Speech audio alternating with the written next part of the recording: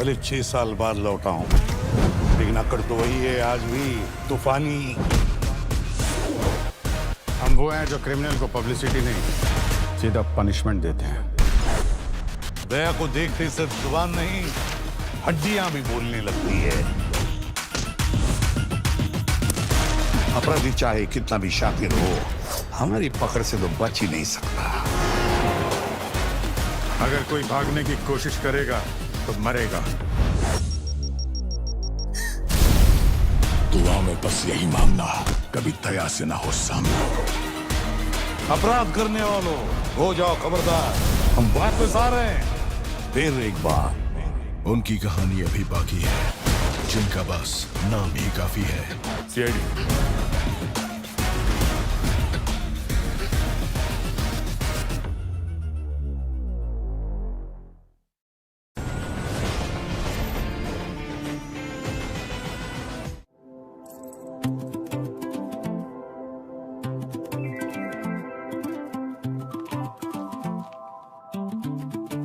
कल्पू, क्या कर रही है? माँ मैं कैसी लग रही हूँ? बहुत प्यारी लग रही है, बिल्कुल प्रिंसेस जैसी। एक मिनट माँ, सच में मुझे लग रहा है मैं बहुत सिंपल लग रही हूँ। सिंपल? कल्पू, तू मेरी बेटी है, देख जरा सामने, सिंपल कैसे लग सकती है तू? हाँ, इस ब्राइडल गेटअप में बहुत प्यारी लग रही है। सच्ची? बस एक सेकेंड, मेरे बच्ची को किसी की नजर ना लगे। पापा कहाँ हैं? मुझे पापा से भी पूछना। पापा संभल के कल्पू। राजन, ये बाहर का वरांडा है ना, उसका काम कल तक हो जाना चाहिए, ठीक है? और एक चीज, ये गेस्ट हाउस की जो पेंटिंग है वो भी एक बार चेक कर लेना, ठीक से हुई है या नहीं। लड़के वालों की तरफ से कोई कंप्लेंट नहीं आनी चाहिए। सर, सब हो जाएगा अच्छे से, आप टेंशन मत लीजिए। डैडू, ग्रेट, नाइस। बताओ मैं कैसी लग रही हूँ? हो लुक। माँ कह रही मैं अच्छी लग रही हूँ, बट आई डाउट। अच्छा, माँ कह रही है अच्छी लग रही हो। मेरी बिटिया, माँ बिल्कुल सच कह रही है, एकदम चांद जैसी लग रही हो तुम। Thank you. सर बिल्कुल सही कह रहे हैं मैम। आप देखना, एंगेजमेंट पार्टी में आप सबका दिल जीतोगे। Wait a second. राजन, एक मिनट आना। हाँ जी। हेलो, हाँ बोलिए। कुलदीप, बंगलो का डिस्प्यूट अभी तक सॉल्व नहीं हुआ है। यह आखिरी वार्निंग है तुम्हारे लिए। अगली बार सिर्फ फोन नहीं बजेगा, तुम्हारी मौत होगी। धमकी दे रहा तू मुझे? तेरी इन बातों से मैं नहीं डरता, समझा? जा, जो करना है कर ले। कुलदीप, क्या है ये? ये कॉल्स मजाक नहीं होते कुलदीप, मैंने पहले भी कहा है, पुलिस कंप्लेन करते हैं। Relax Mitali, relax. मैंने सीआईडी को ऑलरेडी बता चुका हूं। I just need to get some fresh air, okay? मैं अपने मेडिटेशन रूम में जा रहा हूं।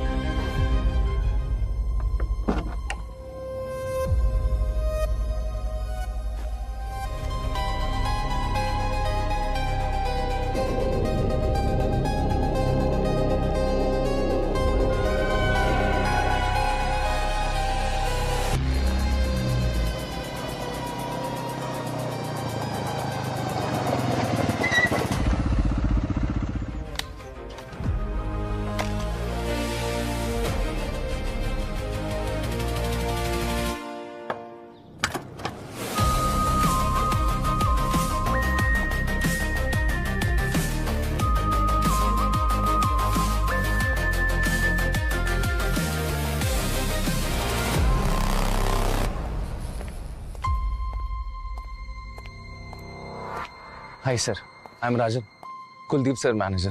कुलदीप जी कहाँ हैं? मुझे उनसे कुछ बात करनी थी, जरूरी बात है। सर आपको आने में थोड़ी देर हो गई, जिस बात का डर था सर वही हो गया। व्हाट? कहाँ है? सर आइए।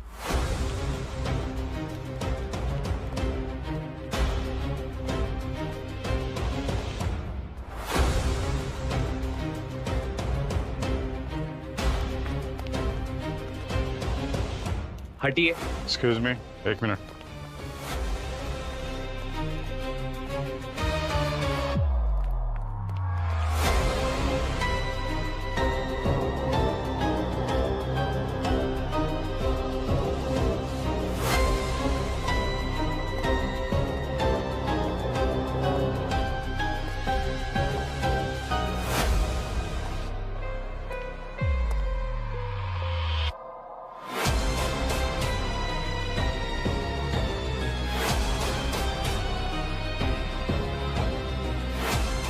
कब हुआ ये? सर अभी कुछ घंटे पहले।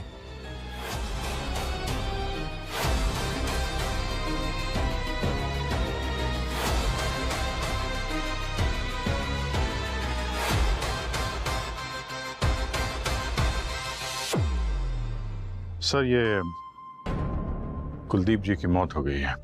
Okay okay sir. या आखिरी बार कब देखा था तुमने कुलदीप जी को? सर आखिरी बार तो कुलदीप जी को प्रभाकर ने ही देखा था। ये सर का बॉडीगार्ड है। कुलदीप जी के मेडिटेशन रूम में आने से ठीक पहले क्या हुआ था? सर आज शाम को 4 बजे से थोड़ा पहले सर लिविंग रूम से निकले और कॉरिडोर से होते हुए अपने मेडिटेशन रूम में आए। उन्होंने दरवाज़ा बंद कर दिया। मैं रोज की तरह बाहर ही खड़ा रहा। पर सर वैसे सर का मेडिटेशन सेशन 20 मिनट का होता है, पर इस बार 40 से 45 मिनट हो गए और कुलदीप सर बाहर नहीं आए। कुलदीप सर ने आज तक ऐसा नहीं किया। ये सब मुझे खटका सर। कुलदीप सर आप ठीक तो है ना? क्या हुआ प्रभाकर? सर को 40 से 45 मिनट हो गए। वैसे तो अक्सर सर 20 मिनट में आ जाते हैं, अभी तक बाहर ही नहीं निकले। कुलदीप सर, मुझे लगता है हमें दरवाजा तोड़ना पड़ेगा। हाँ ठीक है।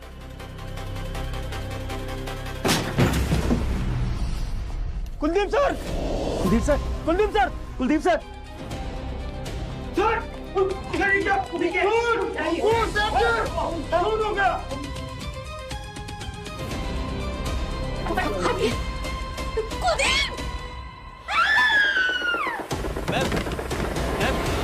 पर सर समझ में नहीं आ रहा कि ये सब कैसे हुआ।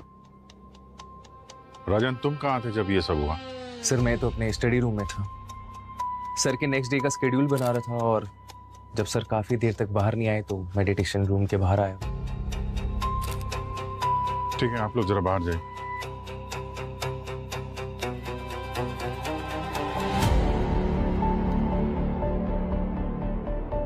पंकज, सचिन, जरा बात करो सबसे, देखो क्या पता चलता है। ये एंट्री के हिसाब से तो बहुत सारे लोग आए यहाँ पर। हाँ साहब, वो कल्पना बेबी की एंगेजमेंट का माहौल है ना, तो घर की मरम्मत और डेकोरेशन का काम चल रहा है, इसलिए बहुत सारे लोग आए और गए। किसी की एंट्री मिस तो नहीं हुई? नहीं सर, मुझे बहुत सालों का तजुर्बा है, मेरी आंखों से बच के कोई नहीं जा सकता। और अगर आंख बंद हो गई तो? क्या मतलब सर? मतलब ये है कि तुम यहाँ पर ड्यूटी कर रहे हो, नींद आ गई, सो गए और कोई अंदर घुस गया, ऐसा कुछ हुआ है? नहीं सर, मैं ड्यूटी के टाइम पे कभी नहीं सोता हूँ। ये बंगले में आने का और कोई रास्ता है? ये एक ही रास्ता है सर। कमरे के अंदर आने जाने के लिए सिर्फ यही एक दरवाजा है और उसके बाहर बॉडीगार्ड प्रभाकर खड़ा हुआ था। और सर ये दरवाजा अंदर से बंद था। अंदर भी कोई सीक्रेट रास्ता वगैरह तो दिख नहीं रहा है। सिर्फ यहाँ पे एक खिड़की है, उस पे भी ग्रिल लगी हुई है। अच्छा ये बताओ कि उस 40 से 45 मिनट के दौरान कमरे में कोई आया था या फिर कमरे से कोई बाहर गया, या फिर तुम कमरे की निगरानी छोड़कर कहीं गए थे? नहीं सर, मैं दरवाजा छोड़कर एक पल के लिए भी नहीं हिला। ना कोई अंदर आया और ना ही कोई बाहर गया। सर फिर ये खून हुआ कैसे और किया किसने होगा? क्योंकि इस कमरे में ऐसी कोई सीक्रेट जगह भी नहीं है जहां कोई छुप सके। यहाँ पे कुछ पेंट की स्मेल आ रही है। सर यहाँ पर तो रेनोवेशन का काम चल रहा है, वहीं से आ रही हो? नहीं, अंदर इस तरफ नहीं, यहाँ खिड़की से आ रही है। लगता है ये अभी हाल ही में पेंट हुआ है। सर हाँ? सही है, देखिए सर कुलदीप जी के चेहरे पे, कलाई पे और उंगलियों पे अरोमा ऑयल के पैचेस हैं। तो अरोमा ऑयल तो यहाँ है ना, कितना सारा। और फिर अरोमा ऑयल की बोतल भी यहाँ रखी है। ये अरोमा ऑयल डिफ्यूजर में डालते समय उनके हाथ में लग गया होगा। पर सर कोई चेहरे पे अरोमा ऑयल क्यों लगाएगा? ये ऑयल कुलदीप जी ने अपने चेहरे पे नहीं लगाया है, खूनी ने लगाया है। कैसे सर? ये देखो, खिड़की की हालत देखिए। ये ये खूनी यहाँ इस खिड़की से अंदर आया, उसने कुलदीप जी को मेडिटेशन करते समय पीछे से वार किया होगा, उनके चेहरे पे हाथ लगाया होगा हाथापाई के दौरान, तो शायद वो पेंट इनके मुंह पे लगा होगा और शायद वो पेंट निकालने के लिए यहाँ से अरोमा ऑयल का इस्तेमाल किया, उनके हाथ का पेंट निकाला और चेहरे का पेंट निकाला।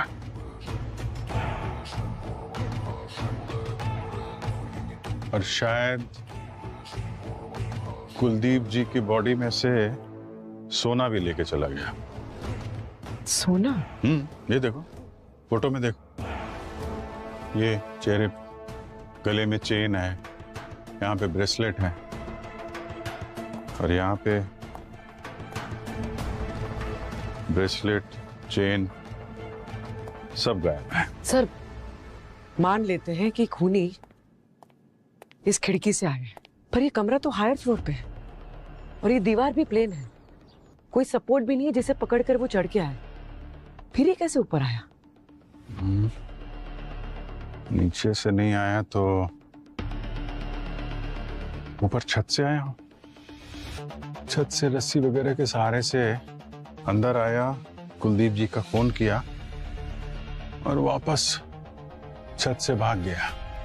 अच्छा राजन, ये बताइए कि ये घर में डेकोरेशन और पेंटिंग का काम चल रहा है, इसमें घर का कोई आदमी सुपरवाइज कर रहा है इसको? यस सर, कुलदीप सर की वाइफ मिताली मैडम।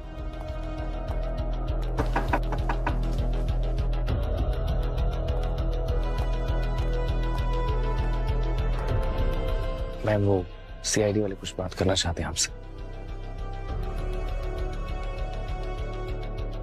अभी कैसी तबीयत है कल्पना की? अभी भी बेहोश है सर। इतना बड़ा सदमा बर्दाश्त नहीं कर पाएगी मेरी बच्ची। कुलदीप जी को धमकी भरे फोन आते थे, आपको इसके बारे में कोई आइडिया है? हाँ सर, मैं जानती हूँ कुलदीप को ये धमकी भरे कॉल कौन कर रहा था। कौन? हेमंत, कुलदीप का बिजनेस पार्टनर। हालांकि कुछ दिन पहले उनकी पार्टनरशिप खत्म हो गई थी। क्यों? कुछ बिजनेस डिस्प्यूट था। उसने कई बार कुलदीप को धमकी दी। मैंने कुलदीप को कहा भी कि इस बारे में पुलिस में कंप्लेन करते हैं, तो उन्होंने कभी भी मेरी बात को सीरियसली लिया ही नहीं। और अब देखिए ये सब हो गया।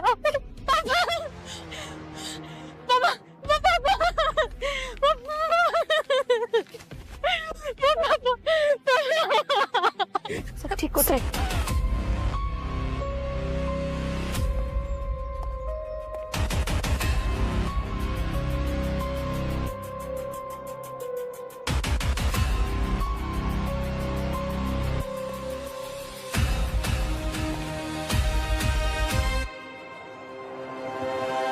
सर, टेरेस पे तो कहीं भी कोई रस्सी का निशान नहीं है, ना ही कोई टूटी रस्सी, ना किसी तरह का कोई हुक लगा हुआ है। लेकिन हाँ, ये जो वर्कर्स का बाथरूम है, वहां पे बॉम्बू, सीढ़ियां, पेंटिंग का सामान, ये सब कुछ पड़ा हुआ है। तो अगर ऊपर से नहीं आया तो नीचे से आया? नीचे ये सीढ़ी और बैम्बू वगैरह तो है ना। अब पता ये लगाना है कि आया कौन है, किसने फोन किया है। सर, ये मिस्टर नकुल है, इस बंगले के रेनोवेशन का कॉन्ट्रैक्ट इन्हें दिया है। नकुल, तुम इंचार्ज हो ना यहाँ के, तो तुम्हें पता कैसे नहीं कि मेडिटेशन रूम के ग्रिल जो है वो ठीक से लगा नहीं था? सर, वो मेडिटेशन रूम के विंडो में ग्रिल था ही नहीं, उसकी वजह से कबूतर अंदर आ जाते थे और मेडिटेशन रूम को गंदा कर देते थे। कुलदीप सर बहुत परेशान थे, तो मिताली मैडम ने बोला कि उसमें ग्रिल लगा दो। अरे हाँ, लेकिन ग्रिल तो लगा ही नहीं ना ठीक से। नहीं सर, वो ग्रिल में सिर्फ वेल्डिंग बाकी थी, बाकी उसको फिक्स कर दिया था ताकि कबूतर अंदर ना आ सके।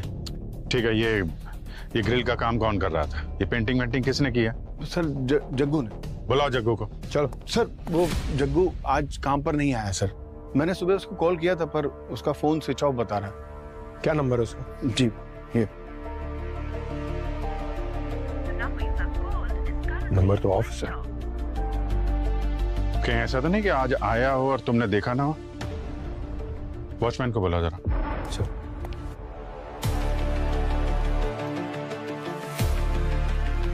रजिस्टर में तो एंट्री नहीं है। वृंदा जी, क्या है ये सब? हा? नकुल ने तो बताया कि आज सुबह जग्गू यहाँ पर आया था। तुमने रजिस्टर में एंट्री क्यों नहीं की? सर, 1 मिनट, जब तक बोलने को ना कहा जाए ना, चुपचाप खड़े रहो। क्या हो रहा है यहाँ पे? हैं?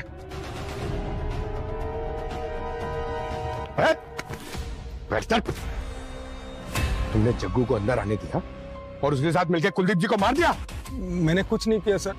देखो वृंदा जी, मर्डर केस है, बहुत लंबा फंसोगे, इसलिए बेहतर होगा जो कुछ सच है बता दो। सर बस मैं 20 मिनट के लिए गेट पे सो गया था। हो सकता है सर कि उसी समय जग्गू बंगले के अंदर आया। फिर क्या हुआ? मैडम फिर मेडिटेशन रूम का जब दरवाजा टूटा उसकी आवाज से मेरी आंख खुली। तो हो सकता है सर जब इसकी आंख लगी उसके बीच में ये जग्गू आया अंदर मेडिटेशन रूम में और खून करके निकल गया। नकुल जी, अपने एम्प्लॉइज की सब आइडेंटिफिकेशन वगैरह रखते हैं ना, आधार कार्ड वगैरह? हाँ सर, वो सारा डिटेल बिंद्रा जी के पास दे दिया था मैंने। पूर्वी ये आधार कार्ड लो जग्गू का बिंदा से और पता लगाओ, डिटेल्स निकालो उसकी। आधार कार्ड दो सर। चलिए। और पंकज, आज सुबह से बंगलों में जो जो लोग भी आए ना सबकी लिस्ट बनाओ, फिंगरप्रिंट्स, आइडेंटिफिकेशन, सबकी डिटेल्स निकालो। बॉस, ये कुलदीप की स्किन का सैंपल है और इस पे मुझे पेंट के स्टेन मिले हैं। कुछ नया बता यार साड़ू के। इस पे मुझे स्टेरिक एसिड के ट्रेसेस भी मिले हैं। ये है नया। Stearic acid? और ये सर किस में इस्तेमाल होता है? पूर्वी वैसे तो ये स्टेरिक एसिड हर पेंट में थोड़ा बहुत होता है, लेकिन यहाँ पर बात कुछ अलग है। यहाँ पर विंडो के जो ग्रिल हैं और जहाँ कहीं भी ये रिनोवेशन के लिए पेंट हुआ है वहां पर इस स्टेरिक एसिड के ट्रेसेस मुझे नहीं मिले। सॉरी सर, मैं कुछ समझा नहीं। मैं समझाता हूँ पंकज। दरअसल खूनी ने ये पेंट स्टेन हटाने के चक्कर में ये स्टेरिक एसिड इस कुलदीप की बॉडी पर छोड़ दिया। अरे सर, अभी तो आपने कहा कि वो एसिड ग्रिल या पेंट के सैंपल से मैच नहीं हुआ। ये भी हो सकता है कि ये स्टेरिक एसिड मर्डर वेपन से आया हो इसके शरीर में। अच्छा सालम साहब, ये पेंट के अलावा ये स्टेरिक एसिड और किस किस चीज में इस्तेमाल होता है? सचिन, पेंट के अलावा ये स्टेरिक एसिड दरअसल कॉस्मेटिक्स में और स्किन केयर की चीजों में इस्तेमाल होता है, जैसे साबुन, शैम्पू, इस तरीके की चीजें। तो फिर साड़ू के कुलदीप ने भी इस्तेमाल किया होगा।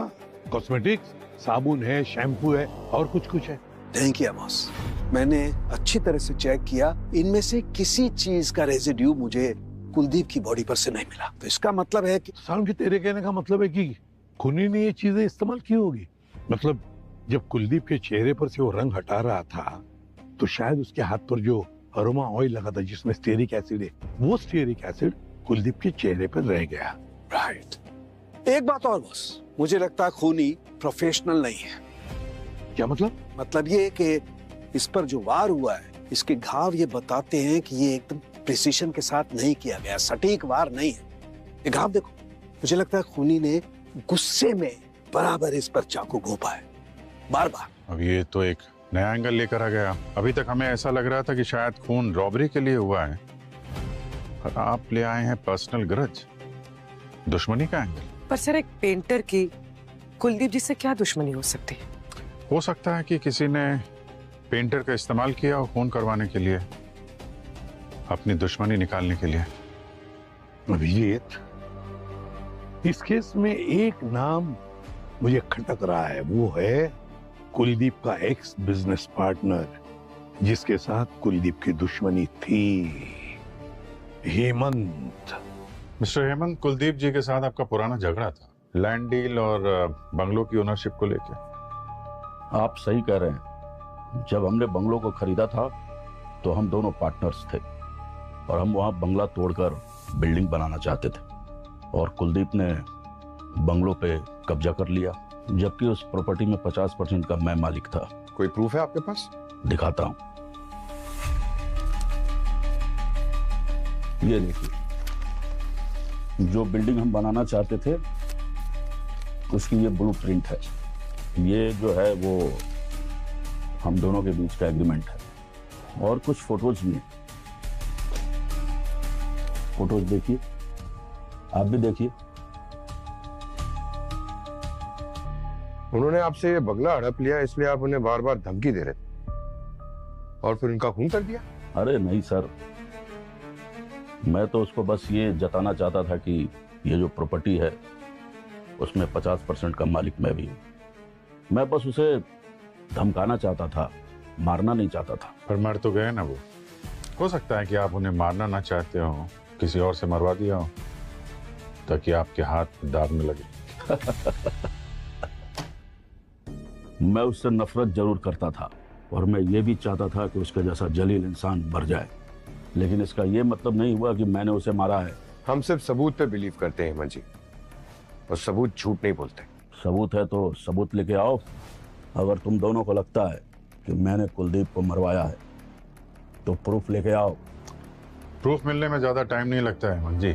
एक बार जिससे खून करवाया है वो पकड़ा गया तो असली खूनी का चेहरा सामने आ ही जाएगा। हाँ, तो उसी समय आना। ठीक है, हम ये फोटोग्राफ, ब्लूप्रिंट्स वगैरह अपने साथ लेके जाएंगे।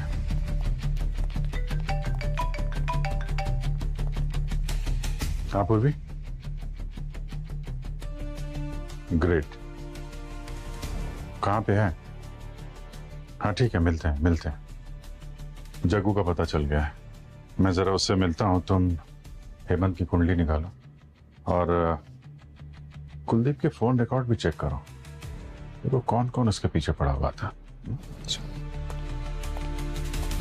हाँ हेलो, अरे मैं बोल रहा हूँ पतिदेव तुम्हारा।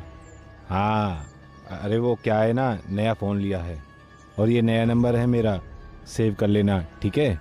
और हाँ, किसी को देना मत ये नंबर, ठीक है। और सुनो, आज मैं पहली बार जहाज़ में बैठूंगा। क्या जग्गू जी, थोड़ा टाइम है आपके पास? थोड़ी बात करनी थी आपसे। कौन है आप लोग? मैं अनजान लोगों से बात नहीं करता। अरे हम लोग अनजान नहीं है, तुम्हारी ससुराल से हैं। ससुराल? मेरी? CID sir. सीआईडी? क्या हुआ सर? कुछ नहीं, ये नया फोन, नया नंबर, प्लेन की टिकट है। नहीं चौंको मत। क्या ना, ये सब खरीदने के लिए फोटो आईडी लगती है और फोटो आईडी के लिए तुमने आधार कार्ड का इस्तेमाल किया, बस यही गलती हो गई। तुम्हारे आधार कार्ड पे नजर थी हमारी। चलो चलते हैं ससुराल। हाँ ससुराल नहीं। अरे खड़े क्या हो क्या है यार, सब काम सीनियर करेगा क्या? भागो भागा बेशरम।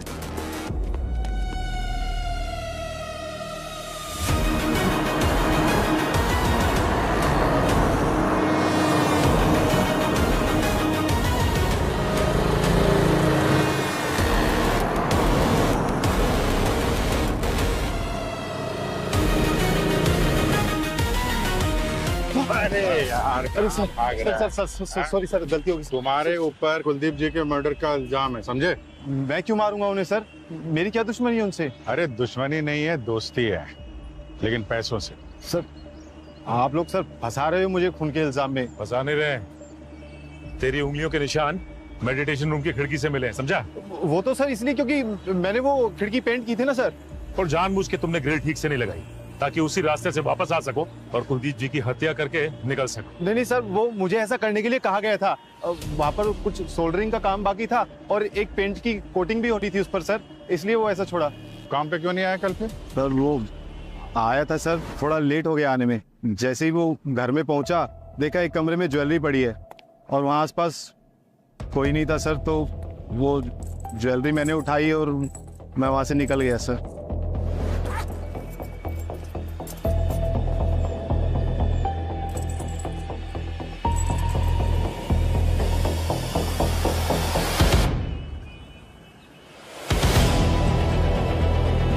सर ये तो वही ज्वेलरी है जो कुलदीप जी के यहाँ से चोरी हुई।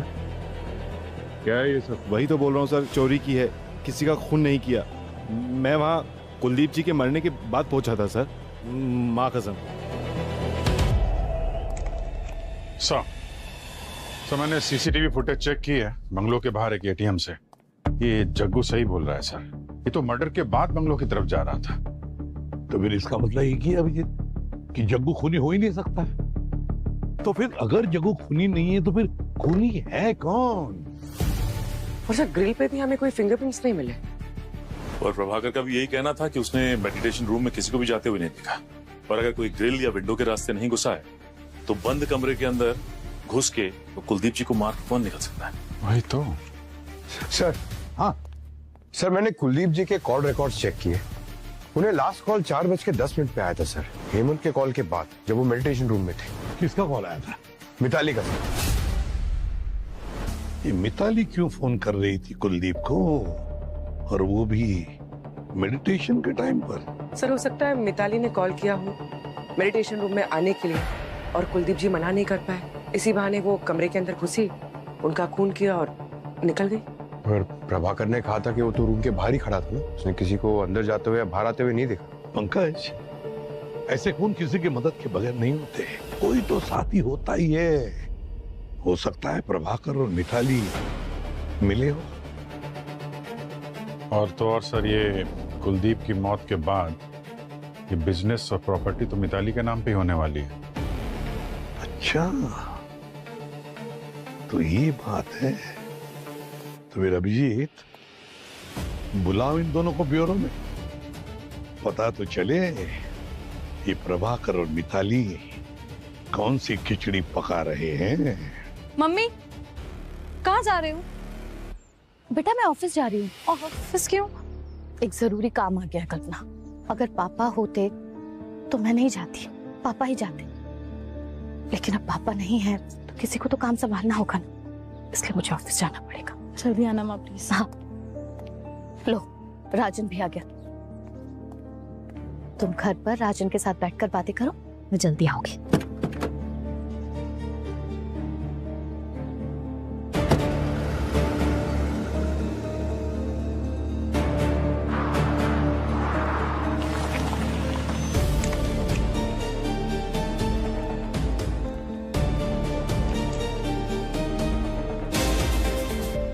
क्या बात है मिताली जी, बहुत जल्दी आपको बिजनेस संभालने की? हाँ सर, वो मेरे पति कुलदीप, उनसे बिजनेस डील करने में कुछ गलतियां हुई थी, बस मैं उन्हें ही ठीक करने की कोशिश कर रही हूँ। ठीक करने आई थी या खत्म करने आई थी आप? ये क्या कह रही हैं आप? नहीं, पति के मरते ही उसके दुश्मन से दोस्ती करने चली आई आप। दोस्ती नहीं सर, ये यहाँ बिजनेस डील करने आई थी।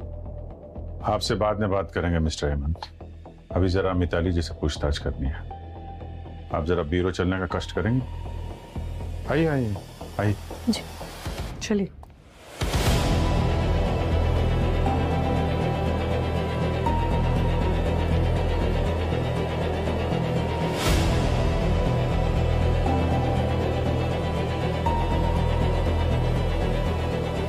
मिताली जी, एक बात बताइए, जब कुलदीप मेडिटेशन रूम में था तब आपने उसे फोन किया क्यों, और ये बात हमसे छुपाई क्यों? क्योंकि उस कॉल का इस केस से कोई लेना देना नहीं था। लेना देना है या नहीं वो हम डिसाइड करेंगे मिताली जी। हम तो कहते हैं कि आपने प्रभाकर के साथ मिलकर कुलदीप को मारा है। ऐसा क्यों किया प्रभाकर तुमने? अपने ही बॉस का फोन कर दिया? नहीं, झूठ मत बोलना, तुम्हारे फिंगरप्रिंट्स मिले हमें बॉडी के ऊपर। सर, मैंने नहीं मारा सर को, और मैं उन्हें क्यों मारूंगा? और फिंगरप्रिंट्स जब मैंने उनको छुआ तब लग गए होंगे। तो फिर मिताली मैडम ने ऐसा क्यों कहा कि तुम्हारा बहुत बड़ा झगड़ा हुआ था कुलदीप के साथ? तुमने जान से मारने की धमकी दी थी उन्हें? नहीं सर, ऐसा तो कोई झगड़ा नहीं हुआ था, वो झूठ बोल रही है। वो ऐसा क्यों बोली? सर, वो फंसाना चाहती है मुझे, और मुझे तो पूरा डाउट है कि मिताली मैडम ने ही मर्डर किया है। ऐसे क्यों? क्योंकि सर के मरने के बाद मिताली मैडम ने सारा का सारा बिजनेस टेक ओवर कर लिया। सर, मुझे ना पक्का डाउट है कि पैसों के लिए मिताली मैडम जी ने ही सर को मारा होगा। मैंने कुलदीप को कॉल किया था क्योंकि मैं कुलदीप को याद दिला रही थी कि हमारे समधी आने वाले हैं जिन्हें लेने के लिए हमें एयरपोर्ट जाना है। वाह रे वाह, और एक नई कहानी। तो जब कुलदीप का खून हुआ उस वक्त आप कहाँ थी? मैं, मेरी बेटी कल्पना, हम दोनों वीडियो कॉल पर थे इवेंट मैनेजमेंट कंपनी के मैनेजर के साथ। सर, 2 महीने में मेरी बेटी की शादी होने वाली है। शादी की तैयारियों के बारे में ही हम मैनेजर से बात कर रहे थे। आप लोग चाहें तो मैनेजर के साथ क्रॉस चेक कर सकते हैं। वो तो हम क्रॉस चेक कर ही लेंगे मिताली जी, लेकिन जब तक हमारा इन्वेस्टिगेशन पूरा नहीं हो जाता आप शहर छोड़कर कहीं नहीं जाएंगे, समझिए आप?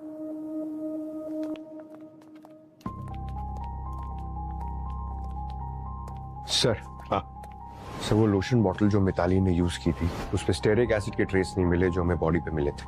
क्या?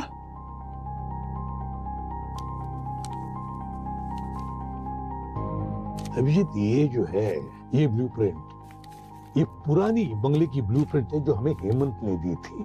अब इस ब्लूप्रिंट में देखो, बंगला और मेडिटेशन रूम अटैच थे, कनेक्टेड थे, लेकिन अब ये देखो, ये अब कनेक्शन गया और यहाँ ये वॉल बन गई। तो कहीं ऐसा तो नहीं इस दीवार के साथ किसी ने छेड़खानी की हो?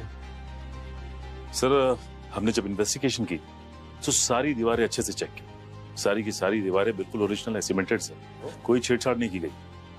लेकिन सर फिर बंद कमरे में खूनी को जमीन निकल गई कि आसमान खा गया?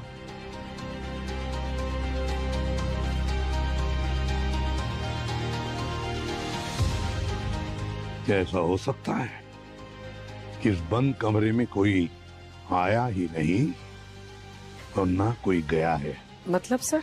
मतलब पूर्वी, ये भी हो सकता है कि खूनी पहले से ही इस बंद कमरे में मौजूद था और फिर खून करने के बाद उस बंद कमरे से गया नहीं, वहीं पर रहा उस बंद कमरे में। सर थोड़ा डिटेल में बताइए ना प्लीज सर। पंकज, ये है बंगलों के उस कमरे की पुरानी फोटोग्राफ जब बंगला सेल पर था।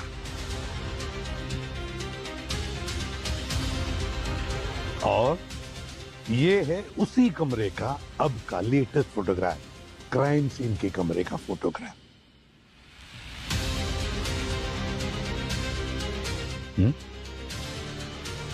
ध्यान से देखो पंकज, इन दोनों फोटोग्राफ में कोई एक चीज है जो मिसिंग है।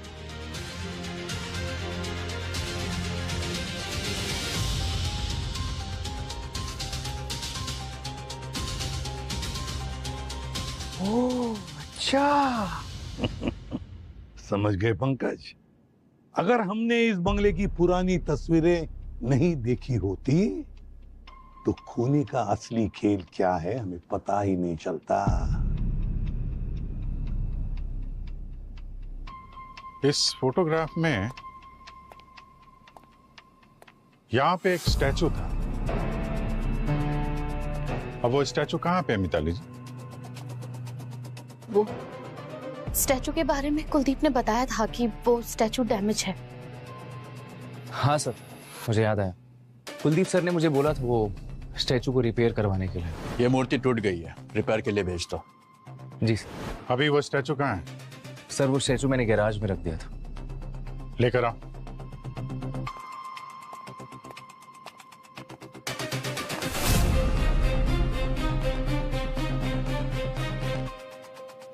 प्रभाकर। जी सर। कुलदीप जी के मरने के बाद जब तुम लोग दरवाजा तोड़ के अंदर आए तो ये स्टैचू यहाँ पे था? कुलदीप सर को देख के मैं तो शॉक हो गया था सर। मेरा ध्यान गया ही नहीं कि स्टैचू था या नहीं था। स्टैचू यहाँ पे था भी और नहीं भी। क्या मतलब सर? मतलब ये कि खूनी यहाँ पे स्टैचू बन के खड़ा हुआ था। उसने अपने आप को स्टैचू के पेंट से कलर किया और कपड़ा ओढ़ के खड़ा हो गया और फिर कुलदीप जी के आने का वेट करता रहा। और जब यहाँ पे कुलदीप जी मेडिटेशन में डूबे हुए थे तो अचानक उनके पीछे से आया, उनका खून किया और फिर वापस स्टैचू बन के खड़ा हो गया। और जब घर वाले, स्टाफ वाले और वर्कर्स यहाँ पे आए तो उसने अपने चेहरे से कपड़ा हटाया और सबके बीच में घुल मिल गया और निकल गया। फिर वो वर्कर्स के बाथरूम में गया, अपना पेंट साफ किया और फिर काम पे लग गया जैसे कुछ हुआ ही ना हो। इस कपड़े पे भी वही ब्रॉन्ज कलर के मार्क्स हैं जैसे कि स्टैचू पे। और यही कलर किलर के चाकू पे भी था। इसी कलर में होता है स्टेरिक एसिड। स्टेरिक एसिड मिलता है कॉस्मेटिक पेंट में और यही स्टेरिक एसिड कुलदीप जी की बॉडी पे भी था। मतलब खूनी की हाइट और स्टैचू की हाइट सेम होनी चाहिए।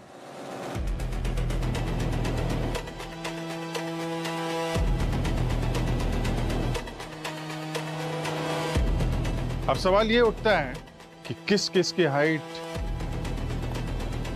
स्टैचू की हाइट से मैच करती है। और जहां तक मुझे याद आता है सिर्फ एक आदमी है, बल्लू।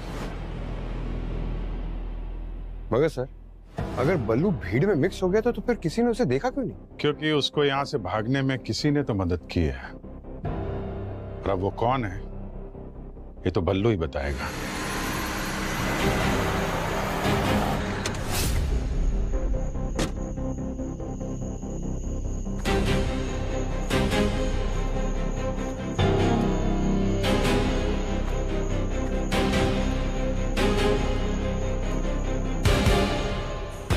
भाई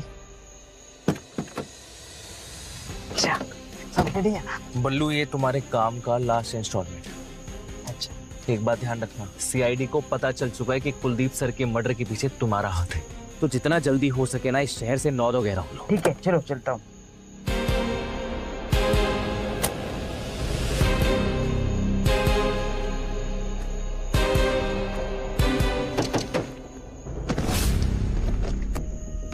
क्यों बे बल्लू के बच्चे, कहाँ भाग रहा है? जब तुझे मालूम है आज नहीं तो कल पकड़ा ही जाएगा तो क्यों परेशान कर रहा है? सर मैंने कुछ नहीं किया सर। तूने क्या किया है क्या नहीं सब मालूम है हमें। कहाँ भाग रहा था? है? इतने सारे पैसे किसने दिए तुझे? आप लोग मुझ तक पहुंचे कैसे? ये टेम्पो का पीछा करते हुए, समझा? ये तेरे दोस्त का टेम्पो है ना, वो पेंट वाला जिसने तुझे पेंट दिया था, है?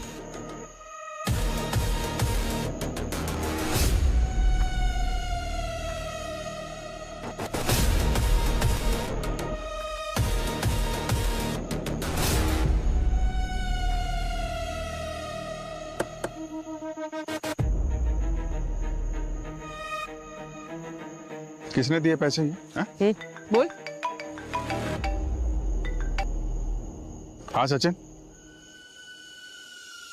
क्या?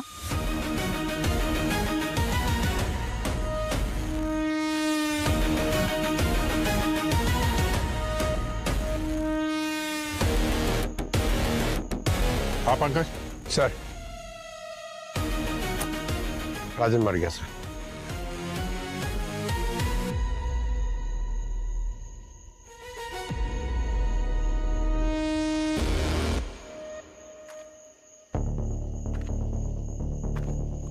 क्यों बल्लू? पहले तूने कुलजीत जी को मारा, उसके बाद राजन का खून किया। सर मैंने राजन को नहीं मारा, मैं ही मिला था लेकिन पैसे लेके निकल गया सर। मैं कुलदीप को मैंने मारा सर, वो भी राजन के कहने पे।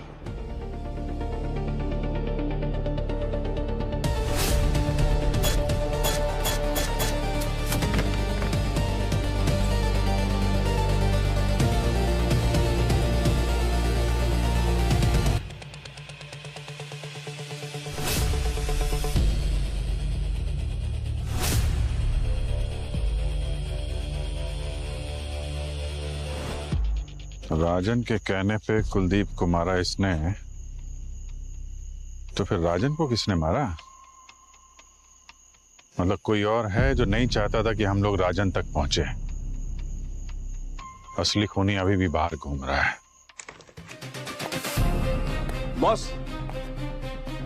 बॉस, टेस्ट रिपोर्ट से पता चला है कि राजन की मौत जहर से ही हुई है। एक रेजिन बेस्ड कंपाउंड मिला है जो कि लिप बाम में मिक्स किया गया था। क्या तो मतलब जिसने भी एक खून किया है शायद वो जानता होगा कि राजन लिप बाम इस्तेमाल करता था। सर, राजन का लैपटॉप मिला है, पासवर्ड प्रोटेक्टेड है, वो क्रैक कर रहे हैं, पर उसके लैपटॉप बैग में एक गिफ्ट बॉक्स मिला है, इसमें एक डायमंड पेंडेंट है। बिल मिला है, राजन ने ही खरीदा है। और इंटरेस्टिंग बात यह है कि ये डायमंड पेंडेंट का जो इनिशियल है वो है एम। एम? अरे वाह एम। अभिजीत, इस केस में सिर्फ एक ही इंसान है जिसका नाम एम से शुरू होता है, Mitali. Thank you so much for your service. आज से आप लोगों की छुट्टी, हम लोग अब ये घर छोड़ के जाते। क्या हुआ मिताली जी? ये बुरिया बिस्तर बांध के कहाँ जाने की तैयारी हो रही है? सर दरअसल मैं और कल्पना हमारे पुराने घर जा रहे हैं। क्या है कि कुलदीप की मौत के बाद इस घर में रहना हमारे लिए थोड़ा अजीब हो गया है और यहाँ से जाके कल्पना के लिए भी थोड़ा चेंज हो जाएगा। वैसे पुराने घर आप दोनों में से कोई एक ही जाएगा और दूसरा जाएगा जेल। जेल? राजन के खून के जुर्म में। क्या राजन का भी खून हो गया? और जिस कार में हमें राजन की बॉडी मिली थी उस कार में हमें एक पेंडेंट मिला है और हमें शक है कि ये पेंडेंट उसी का है जिसने राजन का खून किया है और उसके साथ उसका अफेयर चल रहा था। और ये पेंडेंट में जो इनिशियल है वो है एम। तो खूनी कोई ऐसा आदमी है जिसका नाम एम से शुरू होता है। अरे सर हजारों नाम होते हैं एम से। आपको ऐसा क्यों लगता है कि एम से सिर्फ मिताली होता है? क्या बेबुनियाद इल्जाम लगा रहे हैं आप मेरे ऊपर? मेरा और राजन का अफेयर? नहीं, ऐसा हमने कहा नहीं। हम तो ऐसा शक था हमें। फिर हमें राजन का लैपटॉप मिला, हमने उसको क्रैक किया तो उस लैपटॉप ने सारे राज से पर्दा हटा दिया। उसने अपनी सारी फीलिंग्स अपने लैपटॉप में लिखी हुई थी। बहुत सारे लव लेटर्स भी थे जो उसने मेल नहीं किए। और सारे लेटर्स पर एक ही नाम लिखा था जिसका इनिशियल एम से शुरू होता था। मेरी बात सुनिए आप लोग। देखिए सर, आप लोगों को कोई गलतफहमी हुई? नहीं, कोई गलतफहमी नहीं हुई है मिताली जी। प्यार तो वो करता था किसी एम नाम के ही लड़की से। क्यों कल्पना जी? मुझे कैसे पता होगा सर? अरे नहीं, अभी पूरी बात तो सुन लीजिए आप। मैं ये कह रहा हूँ कि क्यों कल्पना जी उर्फ मिट्टी। घर में आप इसको इसी नाम से बुलाती है ना, मिट्टी, एम।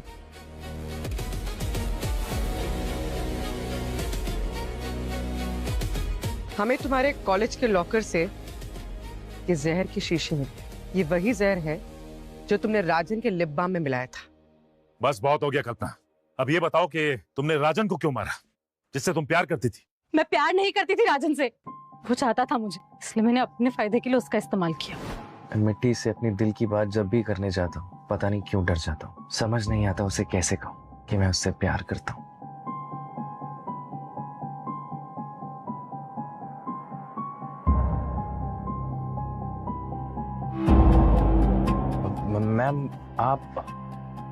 मैम वो क्या है ये?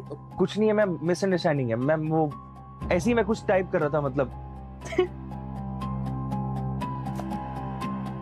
राजन,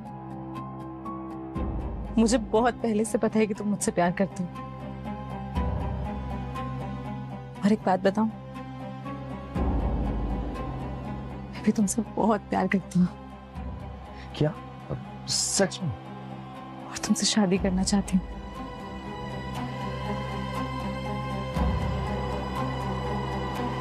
लेकिन कैसे होगा?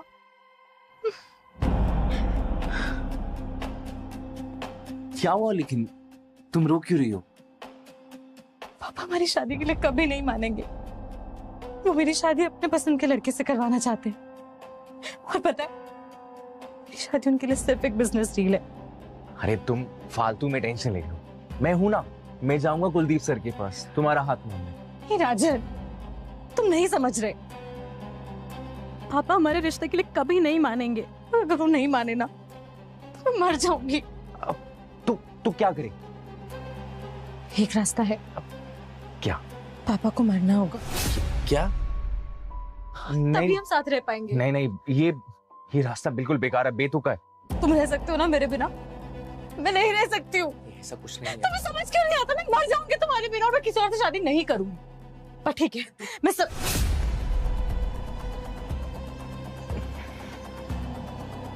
ठीक है, तुम कह रही हो तो